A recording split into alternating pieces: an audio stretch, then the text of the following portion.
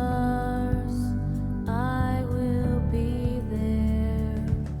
I'm Monica Charette, and this is Holding the Light. As long as you love, I will whisper in your ear. Little whispers you will hear.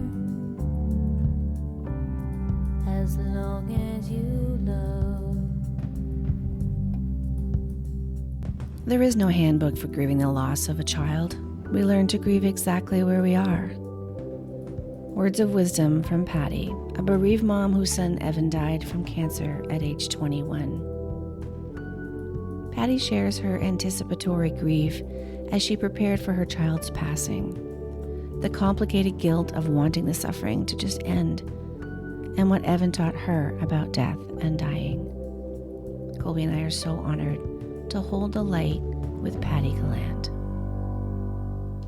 Welcome, everyone, to Holding the Light. I thought I'd connect the dots for our listeners before we get started, because today's episode originated when we interviewed Holly Karen about the loss of her daughter, Heather. Last month's guest, Joyce Vigue Morissette, Heather's nurse, brought attention to the grief that healthcare providers experience during and after the loss of their patients. And in doing so, Joyce shared Evan's story. So here we are, talking to Evan's mom, Pattie, who is here to share the life and the legacy of her amazing son with us. So welcome to Holding the Light, Pattie. Thank you so much for being here. Thank you. Thank you for having me, and thank you for the work you're doing. I've been spreading your word as well. So I unfortunately know lots and lots of parents who are in this situation, who belong to this horrible club. So it is it's with grace that we can all share this together.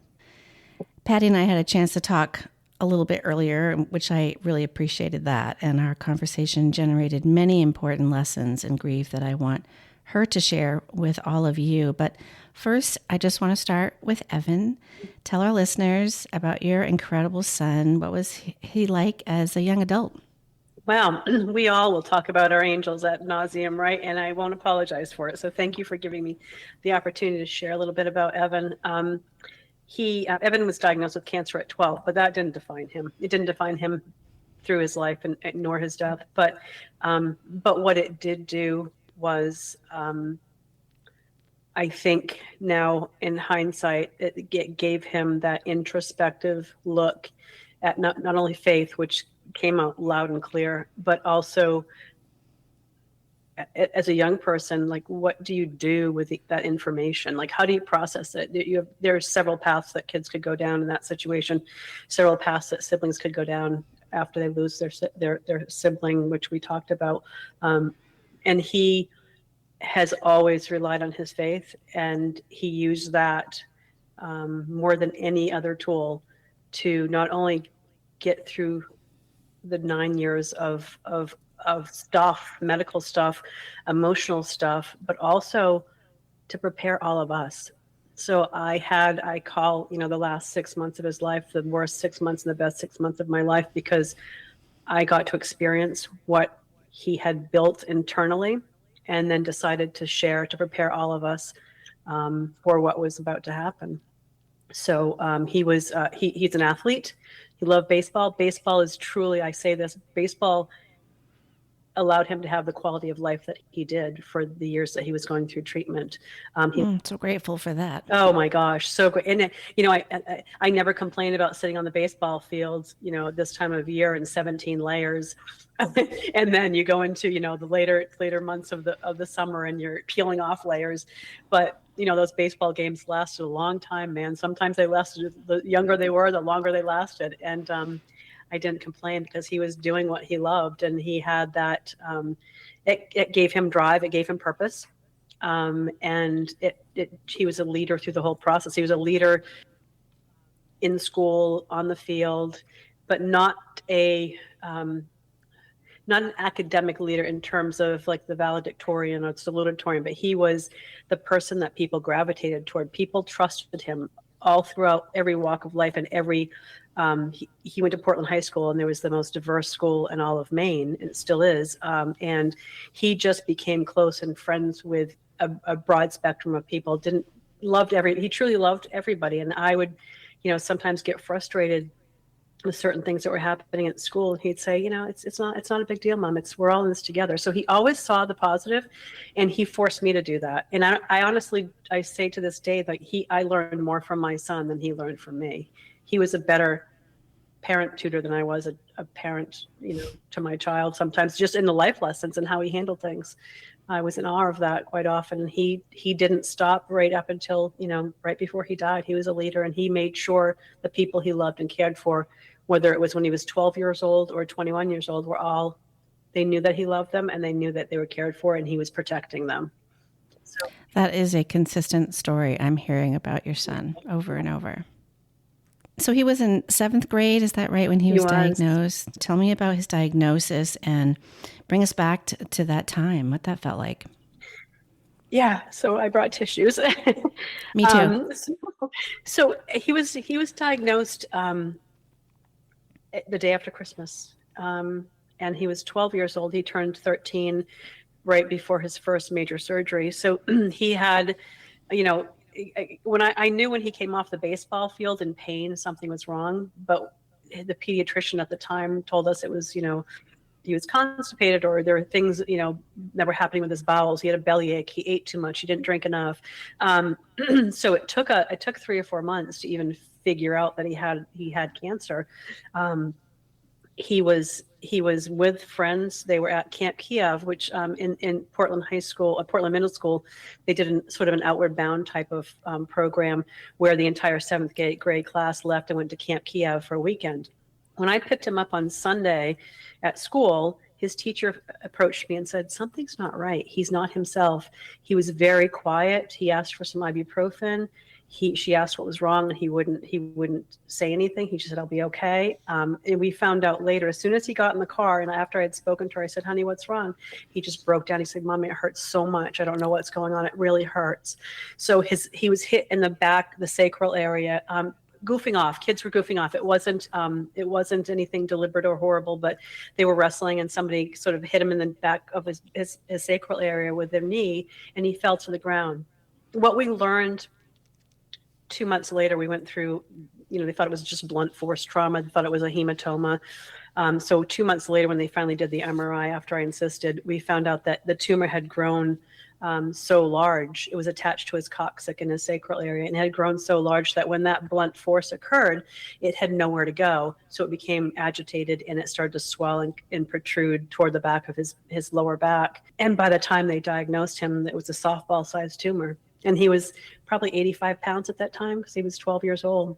I happened to be in the room when they did the MRI, and they did it the day before Christmas in the morning. And I got the phone call the day after Christmas.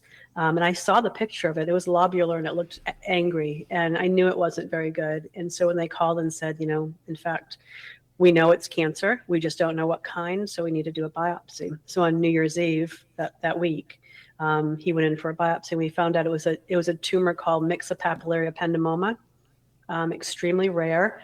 It's typically found or diagnosed in children, and babies, and small children, and it's always, other than the 3 cases that I'm aware of, it is always in the brain or spine.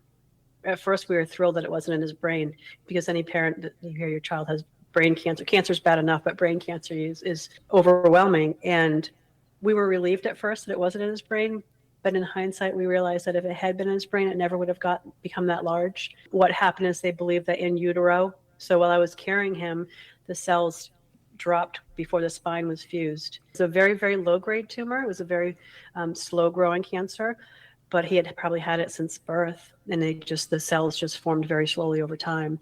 So because of that, there were no symptoms. The tumor would just sort of push his organs out of the way very, very, very slowly over time. In fact, when they finally did the MRI, they saw that his rectum was at a 90-degree angle, but his body functioned normally because it had happened so slowly. It wasn't like it grew in a short period of time. So had to be removed. The doctors here in Maine said it's inoperable. We have to just shrink it with radiation first. We didn't like that answer, so we went directly to Boston. And our surgeon at Dana-Farber said it definitely can take it out. It's not going to be easy. It needs to come out in one piece. Long story short, fast forward to that next month, he had a 10-hour surgery at Dana-Farber where they had to open him in the front, detached it and then opened him in the back and detached the rest. It did come out, unfortunately, in 2 pieces. If they had taken it out and they got clean margins, they would have probably just watched and waited. And they believe that they got clean margins, but it did break off a piece. So there's always that risk those cells are still going to be there. So every 3 months we'd have MRIs and CT scans. And it was always, ironically, it was always at that 1 year mark that it came back. And we could see because the tumors grew so slowly. 1 year later, it grew back. He had another major surgery. The second year, they noticed at the 1 year, even though we had scans in between, the 1 year mark is when it showed up. So it ended up being that he had 3 major surgeries at Dana-Farber within 3 years, and then lots of small ones. He had they did find after the 3rd surgery that he had spots on his lungs. And, when I say that, we've had wonderful doctors here. We had wonderful doctors at Dana-Farber. His doctor was in tears when he came into the room and said, there's spots on his lungs. And that was not a good sign. So with that, we went on did a couple of trials.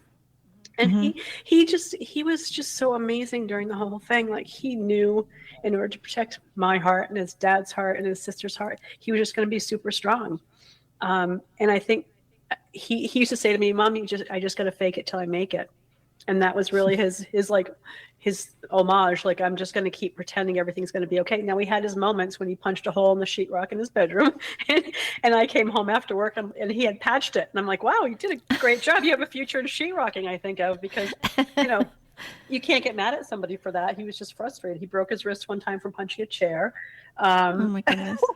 So he had his outlets. He was just typically very positive. He didn't appear sick this whole entire time. He played baseball all the time. He never missed a game. The sports center locally, because they heard his story, they interviewed him, and one of the things he said, God love his purity and his simplicity, because he said, yeah, I don't know how long it is before you can call me a survivor, but I guess I am. So he's like, I don't know what the definition of that is, but he worked through all of it. And he said to the reporter, yeah, this year is much better. He goes, last year, because he was on oral chemo for an entire year, he took 10,427 pills in that 1 year. And he played baseball, but he said running the bases felt like he had bricks on his feet. He said, this year I feel so much faster. I'm really excited. So baseball was his energy, was his love. And he went to the gym a lot and tried to keep weight on. But it was in 2016, right before the holidays, I would say around Thanksgiving time, he started to drop weight. And we were going to the doctors. We were, seeing his surgeon and the head of the hospital in Augusta where Joyce worked. And he pulled us aside and said, we might want to talk about hospice. And that came out of nowhere to me because, as a mom, I was praying for a miracle. We talked about praying, we always prayed for miracles. I always thought we were going to find something because it was such a rare cancer. We'll try another trial at Dana-Farber. We did research. We were online constantly, his dad and I, because his doctor said, anything that you find for information, I will take that and run with it. We need all of us, all hands on deck, because it was so unusual. And we did find 2 other patients that had the exact same thing. As it started in the same location as Evan. They were both older. One was in Canada, one was in Michigan. And we connected with both families, and they followed the same path in terms of how it metastasized, how it moved. One passed away before Evan, and then Jared, the gentleman that I knew his wife very well at this point, passed away after Evan. But the period of time that they lived with it was about the same. Which is how long? How long from the time he was diagnosed until he died? It was 9 years, but he had it longer than that. So we don't know exactly when he'd started to develop the cancer. It had to have been when he was very, very little because it was growing so small. So he probably had it most of his life, but it actually started causing problems when he was 12. That's such a long time to know that your child is dying. It's awful. Anticipatory grief for me was that entire time, although I stayed in that first phase of he's not going to die. We're going to find something, there's going to be something that we'll find because it's so slow growing. I held on to the fact that it was slow growing. However, when things started to progress in 2016, which is why we saw Joyce as much as we did. He started to build ascites in his belly, and ascites is, it's fluid that a lot of people with cirrhosis of the liver or liver disease have this. We were going to Joyce's, the hospital, and having 2 liters of fluid drained every week. And then the last time we saw her is when they installed a means for me to do it at home. So that's, we didn't go back, but then he went on to hospice care. It probably should have been, Christmas time in 2016, but it was about, I think it was the beginning of February. So right before his 21st birthday, he was on hospice care at home. But it's a long time to live with the what ifs, the questions. Yeah, well, let's talk about anticipatory grief, because that is the grief before someone dies, which traditionally occurs after somebody dies. And it can really translate into some really deep sadness, both for your future and for his future, while you're still caring for him. Right. You must have experienced that. I absolutely did. I did. I had moments of true grief. Never when I was with him. And since I was his 24/7 caregiver, I didn't allow myself to go there until I knew he was asleep and I was in bed in the room, in the same room, and my face was in the pillow. I would let it out. But while he was awake and coherent and I was taking care of him, I don't believe that I showed it. I know I did after the fact, because we talked about that when he was in hospice care. We talked about everything. And he knew how much pain I was in. He knew I was scared, how afraid I was, and how worried I was. And he was on a mission to just assure me and his dad that he was going to be okay. I mean, we have a strong faith, and I have a even stronger faith now than I did then, because of Evan. He said, Mom, God's got plans for me, and we're praying for a miracle, and the miracle just might be that I'm going to heaven. And he's right. It sounds like he protected you while you were protecting him the whole time. Absolutely. Which is what we do anyway, right? Exactly. Even if you're not sick. Illness. Yeah. Yeah. So there's also something I think that a lot of parents feel, but they rarely share it out loud. And that's come to terms with the guilt of wanting your child's suffering to end. Did you remember feeling that? Like I've heard this from other parents who have experienced that. Yeah. I listened to your conversation with Holly, and I heard her say that, and I absolutely felt it, and I had tremendous guilt. So this is a story, a real incredible reflection of Evan, who he was. But I was taking care of him at home, and we had talked about death. He knew, he understood his mortality, and he said, I don't think God's plan is for me to stay here, Mom. And I said, okay. And a month before that, I would have said, don't say that. We're gonna find something. He had got. I could tell he understood. I could tell it was real for him. So my job then had to shift with how do I not save my son, but how do I help him die?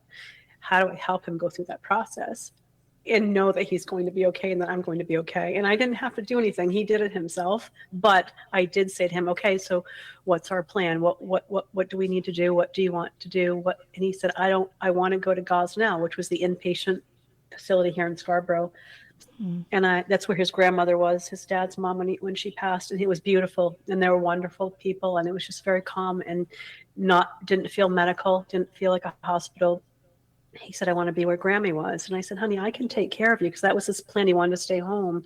He said, no, I want you just to be there with me. I don't want to have you to run around, have to drain me, have to change, because he had some serious, his tailbone was showing. He had a bed sore that was just horrible. And we were caring for that. And he said, I just want you to be with me. And so I said, okay. So I made the call to his doctor. Within an hour, Gosnell was at my house doing the intake. And I remember his dad and I, here was Evan. Mentally, he was very physically frail, but mentally, he's like, okay, I want to bring my Xbox, bring my slippers, bring my candy, bring my cannabis vape pen. You need to bring these pants, and so certain T-shirts. So his dad looked at me and said, I feel like we're packing for vacation. That's what I was just thinking when you were saying that. Exactly. And I said, I think that's his plan. So we packed everything up, and we got into the car, and I'll never forget, I was so angry at his dad, because not literally angry, but he pulled out in front of me with his van and started down the street, and I backed out with Evan in my car. He said, Mom, hold on a second. So I stopped, and here I'm trying to drive. And he looked at our house. He said, this is where I raised him. He said, house, thank you for being such a great house. please take care of Mom and Lily. And I've had a great life here. And so I had to pull myself together. And and I'm yelling in my head at his dad saying, damn you, get back here and help me. Right. So, everything and he did that. Evan did it on purpose. Everything he did was with purpose. I realize that more now than I did even at the time. He wanted me to hear that he had a good life and acknowledge that. So we got to Gosnell. And Lily was 10 at the time, and they were so close. And I had laid in bed at night wondering what is going to happen if he dies when she's home, because she was with her dad a lot too. What do I do? How do I navigate that? That was on my mind every night, but I also was honoring his wish to stay at home, and I didn't want it any other way. When he said he wanted to go to Gosnell, I thought, okay, maybe that is the best for everybody. We got there, and he was 21 at the time, so they took him by himself in the room, and his dad and I talked to the nurses, and the nurse came out of his room, and she was in tears. And she said, did he tell you why he wanted to be here?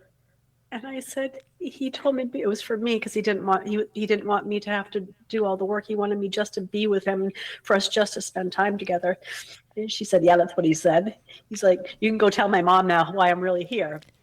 And she said he wanted to be here because he did not want Lily to experience death at her house. That's amazing. Yeah, so that was his. Again, like I said in the beginning, that was his mindset from diagnosis until death. That what do I need to do to make sure everybody's okay? He actually thought through the process. He wrote a list of who he wanted to give things to. His friends, some things were very funny, some things were very inappropriate. But I had the list. It was my job to fulfill that afterwards. So it took me some time to do that. And every conversation with his friends was very special and unique in itself. So he planned everything out to the extent that he could. When I was listening to Joyce, I honestly did not ever think about how these caregivers that worked with him were affected.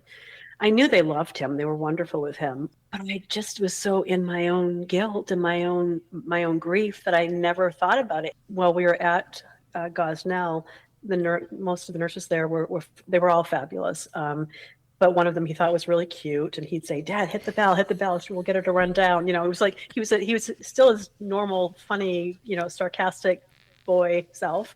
And then another nurse came in, and she was very quiet. She came in very quickly, did a few things, and left. He said, "Mom, do you think she's having a bad day?" And I said, "Honey, I don't know." He's like, "What do you ask?" He goes, "Well, everybody else is like really like very, jovial and talkative." And I said, "Honey, you got to understand, people aren't used to seeing a 21-year-old in a hospice, right?" I said, "She could have a son or a daughter your age. She could have, so it could be that she's just having a hard time with us." And he thought about it. He said, "Yeah, you're probably right." So the next time she came in, he decided he was going to hold court. And he was, chatting with her and asking about her children. And finally he said, "Mom, show her my graduation picture." He goes, "Wait." He goes, "I used to actually be a stud before I looked like an 80-year-old man." So Evan affected our thought process and our grief and our sadness with humor. Everything he did, he injected some humor, and it was, self-deprecating, obviously sometimes, but he was a funny kid, and that didn't change. But he was really in tune with people. He always was from the time he was very little, and that's something that carried through the worst possible, periods of his life, that I love to think about now, because it makes me, it gives me a lot of pleasure to think about those moments and how he handled them. And he changed that. That nurse was never quiet again when she came in.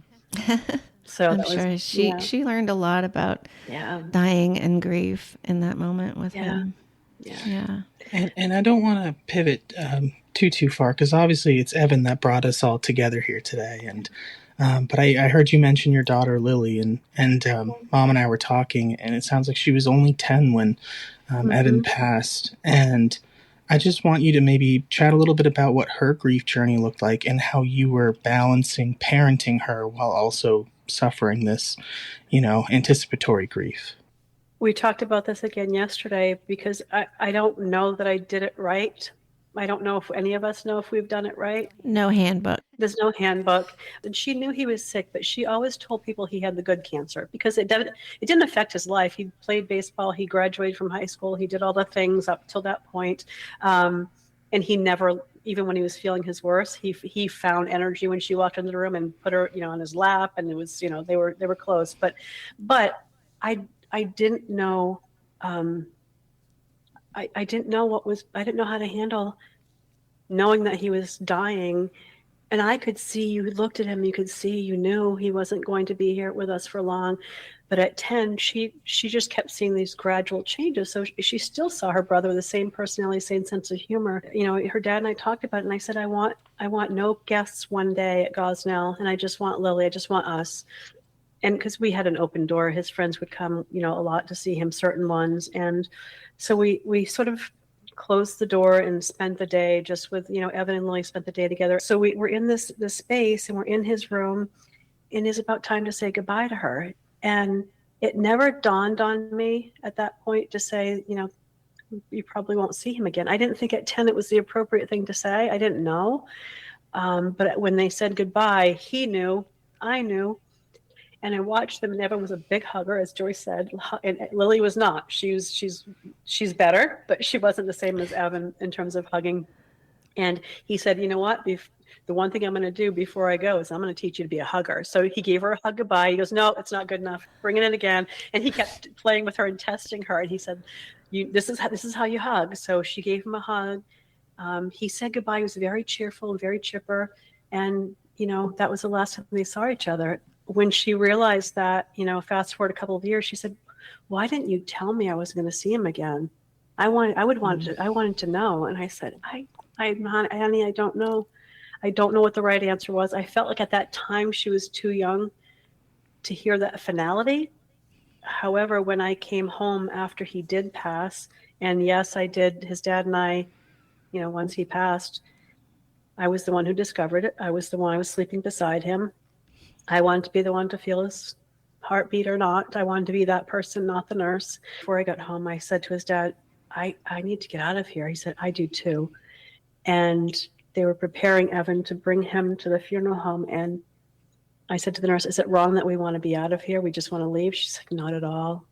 And she said, he's not here with us. You realize that. But some people will stay for hours. They have to set a limit. Some people stay for hours, and we just felt like we knew he was no longer with us, and we needed to get out of that space. And I felt terribly guilty. Like, I didn't tell anybody that we left that quickly because I did feel guilty about it. I felt like I should be there. I had grieved already. Like we were in the process of grieving already. So I didn't feel like, I felt like I needed to take a deep breath and go home. And on the way home, my car broke down. Oh no. And my ex-husband was ahead of me. So this is at 3 o'clock in the morning. So I called him, like, I can't, my car's not driving. It's like, it's your son. I said, probably. You left too early, Mom. So, everything we joke about it because he would have joked about it. But when I got home, we waited until about 6 o'clock in the morning to wake Lily up. And as soon as I sat on her bed, I hadn't been home in 2 weeks. I had been at Gosnell with him. As soon as she looked up and saw me, she started crying. And she pulled the covers over her head, and she knew that meant he was gone. And she didn't grieve, honestly, Colby, for 2 years. People would see her, at the funeral, at the celebration of life, and they'd say, Lily, I'm so sorry. She'd be, oh, it's okay. Just like that. I'm fine. Like overly enthusiastic. And, we talked to her about seeing the therapist that Evan and I had seen, who's now a dear friend. And she didn't want to. She said, no, I'm okay. And it wasn't until 2 years later at her parent-teacher meeting, her teacher said to her dad and I, something's different. She's not as responsive. We're asking her to follow up on work, and she doesn't care. So I looked across the table at her, and I said to Lily, I think we need to talk about the elephant in the room. Honey, you're grieving. And you have to, and it's healthy and it's normal. And I'm sorry that you have to go through this. And we just all, including Lily, the waterworks started. And that's when her grief started. And she does, she saw her friend who's a therapist for a long time as well, not only for that, but teenage years, right? Teenage years and all the changes, and then the grief, and then a mom who's grieving. And, there's just a lot for a little while, a 10-year-old to handle. She's taken the right path, and I'm so grateful. There is this kind of like common trope that, like women tend to mature a lot quicker than men. It's like I'm feeling so many parallels, and I was 15 and Lily was just 10. Makes sense. Yeah. It's amazing though. You have Lily who's 10, and it sounds like Evan just had this outpouring of support from so many friends and young individuals. And like we talked about earlier, there is no handbook and there's no one right way to do anything. But what have you learned through this experience about how children grieve? I've learned that you can't force them. I've learned that, similar to adults, like I have grieved differently than Evan's dad. And I think the same is true at a different level with kids. Like I really wanted her to sit down and talk about her feelings, and she wasn't ready to do that. And I think she was still coming to terms. I knew he was dying long before she did. So I had time, and I think I forgot that she didn't have all that time, that it was still very new. And in fact, the day that she saw him for the last time, she didn't know that was the last time, and she was assuming she'd see him again. I don't think logically she was thinking he'll be around forever or he won't. I don't think either way. I think she just thought this was one step in his care. He was in hospice, but because she was with him all the time, the drastic change in his appearance wasn't as noticeable. It wasn't as obvious. Same smile, same sense of humor, same bright eyes. So she didn't see the physical failing that I think was obvious to a lot of us, or she chose not to pay attention to it. I'm not sure. It was probably a coping mechanism. But it was at first, the more we talked about Evan, the more uncomfortable she was. And I, love talking about Evan. And Lily and I talked about that last night. And I think it was everything was about Evan. And so I had to really step back and say, okay, it's not all about Evan. So I made it a point to not talk about him a lot, and also to schedule special things just with her, take her on vacation, just the two of us, just to go get away. But I think ultimately she just had to get to the point where she was ready to really start grieving. That's a careful balancing act you have to do when you have another child that's right. We have to love and take care of, but is also grieving so hard. And I don't feel like I did it. I didn't do either very well. I'm sure I just don't give myself credit, but who knows what the right answer is, right? I think that I've questioned how I handled certain things. I got her these ridiculous Dagoos because Evan talked me into it while he was on hospice care. I don't know if you know anything about them, but don't ever buy a Dago. She decided she wanted one. They had to come in pairs, and there were shavings and Dago poop everywhere. It was actually, we laugh about it now. And she's like, she remembered Evan encouraging me, Mom, just get her the Dagoos. And so I did. Of course. He'll do anything. Parental guilt, right? Oh, you want a pony? I'll buy you a pony too. So those things, those don't actually help grief. at least for me. Evan's story is just so big. It's huge. It is huge. I wonder if this isn't a 2-part episode, because I love talking about Evan and keeping this part of him. And I'd love to invite listeners to come back and listen to the next episode about how you've dealt with your grief. Yeah, you wouldn't believe the parallels too between our stories. It's really, it's very unique because the circumstances around our losses are so different, but the ways in which you and my mom behaved, as well as just myself and Lily, and just the ways in which, the love, the parenting, like these bonds that we formed, I'm blown away, because my mom and I would, take vacations every year on Cassidy's birthday, just the two of us, and go to Bar Harbor and watch the sunrise in the morning. And that was a way in which, her and I connected, because I think in the same way you were feeling, so was Mom, just that there's so much about Cassidy all the time, and how do I stay connected to Colby? Which is entirely normal. Like I'm sure Lily felt like she lost part of me too. Yeah, I know. And I feel that parallel because, everybody grieves differently. And I think my dad kind of reflected my position originally, which was just to try to keep the status quo and be, present and be open. And there were years where it's like he and I had to go grocery shopping all the time because, mom was just in shock of seeing people and having to answer those questions. And, small town Maine, it's like everyone knows everyone. So I remember feeling that part of like, man, like, where's my mom? But at the same time, like, she rose above that in so many instances to make sure that I had those experiences with her and we fostered that relationship. Plus, also, I was, I'm not a terrible child, but I certainly wasn't Cassidy. So there was still parenting to be done. And there still is. It's not over yet. Yeah, work's not done yet. We're going to pause here as a reminder that joy can walk beside our grief. Pattie, Colby, and I continued our very personal conversation, sharing and learning from each other's experiences. I kept the recording going so we could capture this very candid conversation about grief and share it with you in our next episode. So be sure to come back for part 2 of our interview with Pattie Gallant.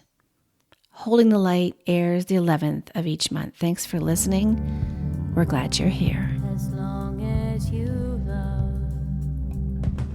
Thank you so much for listening. If you found this podcast helpful, please share our link with others and subscribe so you don't miss future episodes. I'm Monica Charette, reminding you that you are never alone in your grief. Until next time, we'll be right here with you, holding the light. As long as you love.